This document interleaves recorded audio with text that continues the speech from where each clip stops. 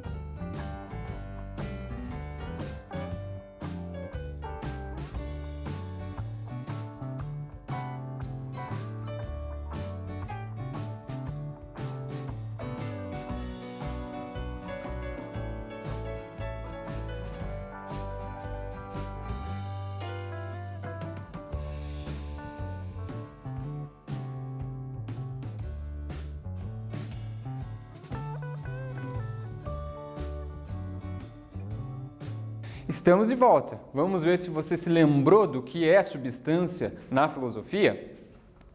Então, uma resposta possível é que, no âmbito da filosofia, substância significa aquilo que é permanente, estável, imutável. Substância, muitas vezes, é utilizada como sinônimo de ser ou de essência na linguagem filosófica. Então, se a tua resposta ficou parecida com isso, tá tranquilo, não precisa estar igual. Ou se você colocou aquilo que você entendia por substância, tá ótimo também, né? Então, vamos ver aqui alguns conceitos de substância. Primeiro, um conceito fora da filosofia, né? Substância, para a química, é qualquer composição dos elementos químicos. A água é uma substância, o sal é outra, o CO2, o oxigênio que nós respiramos é uma substância, o ácido sulfúrico, o ferro, o etanol, são todas substâncias químicas. Então, quando a gente utiliza a palavra substância, às vezes a gente lembra dessa ideia da química, né? Substância são essas composições a partir dos elementos químicos. Agora, em filosofia, a primeira noção de substância remete a Tales de Mileto. Foi o primeiro filósofo da história ocidental. Foi um filósofo que filosofou antes de Sócrates, é um pré-socrático. Tales de Mileto, ele dizia o seguinte: a água é a origem de todas as coisas. Aqui já temos a primeira ideia de substância da filosofia. Vejam ali no quadro azul, então. A palavra substância origina-se do latim sub, que significa abaixo, e stare, que significa estar. Então, substância podemos entender, de um modo muito simples, como aquilo que está abaixo, embaixo, aquilo que subjaz. Então, ali o Tales de Mileto, ele disse que tudo é água. Então, por trás de todas as coisas, o que a gente encontra? Água, de acordo com o pensamento de Tales. O Nietzsche vai dizer que esse pensamento do Tales é muito importante, né? Porque ali se revela essa proposição da filosofia muito relevante, que é a ideia de que tudo é um. Então, no pensamento aí desses pré-socráticos, do Tales, do Anaximandro, do Anaxímenes, etc., eles entendem que todas as formas do mundo, né, tudo que existe na natureza, na verdade é uma mesma coisa, é uma mesma substância. Existe um fundamento, um substrato que está por trás de todas as coisas. Então o sapo, a montanha, né, a araucária, a flor, todas essas formas aparentemente diferentes, em essência são a mesma coisa, provenientes de uma mesma substância. Desde os filósofos pré-socráticos, então, já havia a distinção entre aparência e essência. Então, aparentemente, é tudo diferente, tudo que está ao nosso redor é diferente, mas, em essência, é a mesma coisa, a mesma substância.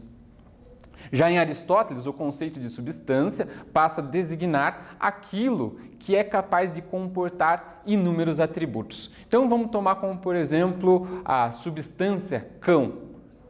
O cão, ele comporta diversas características. O cão é brincalhão, é fiel, é leal, o cão tem um bom faro, etc, etc. São as características. Então, substância é aquilo onde estão assentadas as características de uma coisa. Agora, na modernidade, vai surgir o filósofo Descartes. Ele também já vai trazer uma outra ideia de substância. Para Descartes, existem duas substâncias na realidade que a gente vive. Existe a alma, que é a coisa pensante, a substância pensante, e existe o corpo, que é a coisa extensa. Essa ideia de extensão, a gente pode entender como as três dimensões do espaço. Largura, altura e profundidade. Então, existe esta coisa que é o corpo, que tem dimensões físicas, e existe esta coisa que é a alma, que é a mente. E cada uma dessas coisas, cada uma dessas substâncias tem suas características próprias, tem suas propriedades.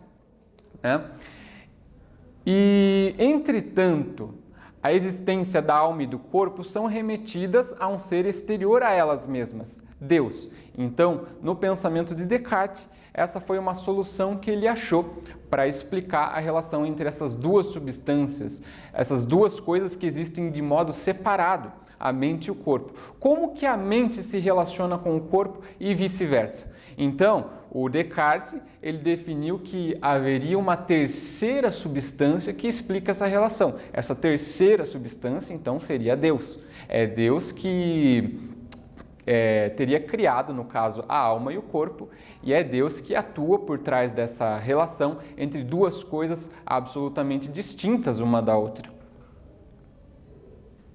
Agora vamos ver o conceito de Spinoza, que é bem diferente da ideia que o Descartes tinha de substância.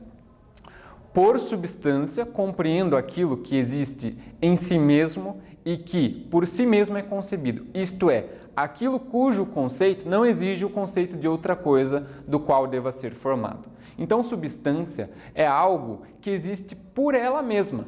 É algo que existe nela mesma. A substância não depende de uma outra coisa, de uma outra substância. Viram a diferença já entre o Descartes e o Spinoza? O Spinoza diz que substância é tudo aquilo que depende exclusivamente dela. A substância independe de uma instância que esteja fora dela. Para Spinoza, substância é aquilo que não depende de outra coisa para existir. Então, no pensamento dele, a única verdadeira substância é Deus. Não existe outra substância além de Deus. O mundo existe em Deus.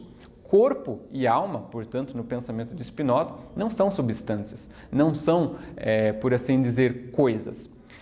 Corpo e alma, na verdade, existem numa substância única, e esta substância é Deus. Então, no pensamento de Spinoza, é como se Deus fosse a única coisa que existe. De acordo com esse raciocínio, a natureza e Deus não são realidades distintas, diferentes, mas sim uma mesma coisa, né? A alma e o corpo, para Spinoza, são diferentes atributos, diferentes características, aspectos da única substância existente, que é Deus. Viram só? Agora, dois conceitos importantes na filosofia e na teologia, a diferença entre o transcendente e o imanente. Entender Deus como um ser transcendente é admitir que ele existe fora do mundo, além do mundo, separadamente do mundo. Então tem essa imagem ali, né, de Deus segurando o mundo. Deus teria criado algo que não é ele nessa concepção de Deus transcendente. E na concepção imanente? Considerar que Deus é imanente significa concebê-lo como um ser que está no mundo e não fora dele. Agora vem um exercício. No pensamento de Spinoza, Deus é um ser, alternativa A, imanente, ou alternativa B, transcendente. Voltamos já com a correção.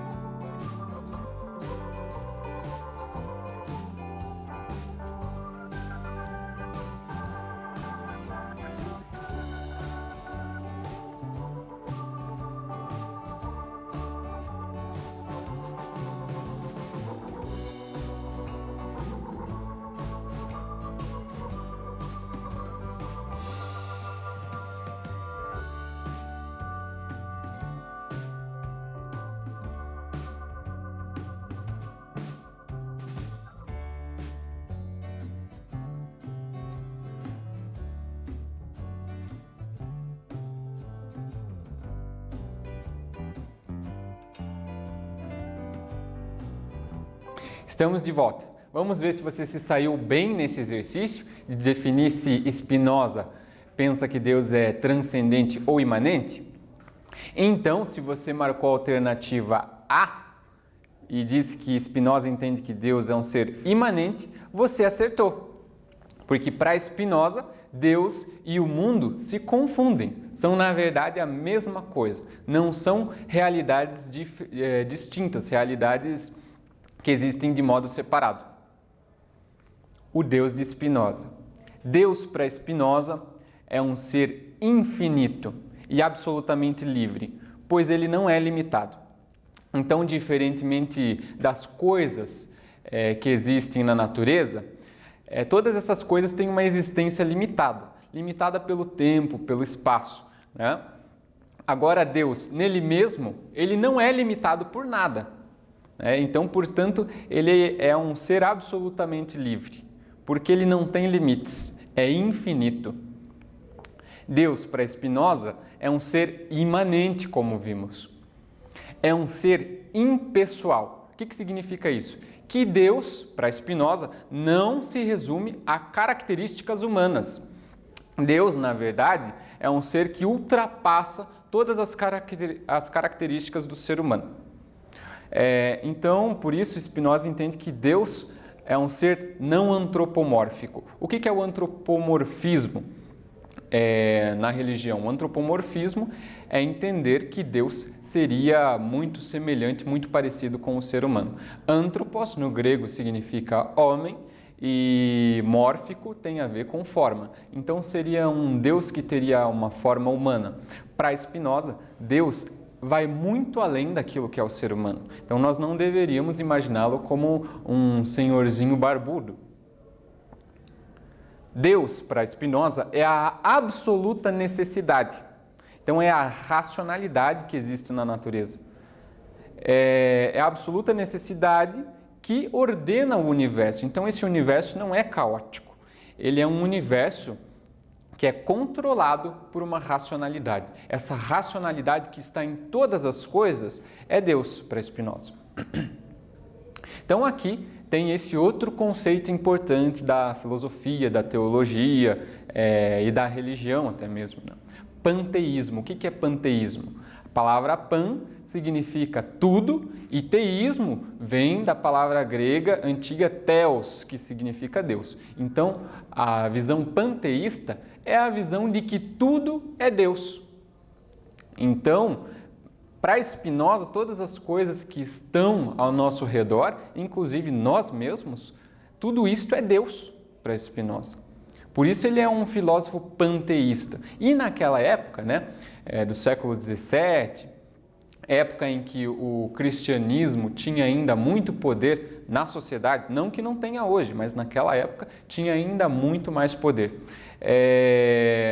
Naquela época o panteísmo não era muito bem visto. Dizer que tudo era Deus contrariava os dogmas cristãos, contrariava também os dogmas judaicos, né? O judaísmo diz que Deus criou o mundo e que o mundo seria algo distinto dele mesmo. Então, por isso que o Spinoza foi tão perseguido naquela época, né? Para Spinoza, o mundo é efeito necessário de Deus, né? Só que não é um efeito que está fora deste ser infinito e absoluto. É um efeito que está dentro dele mesmo. Todas as coisas são Deus, segundo Spinoza. Aí temos uma importante frase que define bem o pensamento de Spinoza. Vamos ver lá. O Einstein, né, este físico da teoria da relatividade, ele falou certa vez sobre Spinoza. Vamos ver o que ele falou? Acredito no Deus de Spinoza, um Deus que se manifesta na harmonia de tudo que existe e não num Deus que se preocupa com o destino e as ações dos homens. Então, o que o Einstein está querendo dizer quando ele afirma que ele acredita no Deus de Spinoza? Ele está dizendo que ele acredita num Deus que está na natureza e não fora dela. Ele está querendo dizer que ele acredita num Deus que é racionalidade, que é ordem, que é inteligência. Lembre-se que o Einstein foi um físico, né? Um físico teórico que influenciou muito o pensamento contemporâneo. Agora, o exercício número 4. Por que para Spinoza Deus e o mundo não são realidades distintas? Então tente explicar isso num parágrafo curto e nós voltamos já com a correção.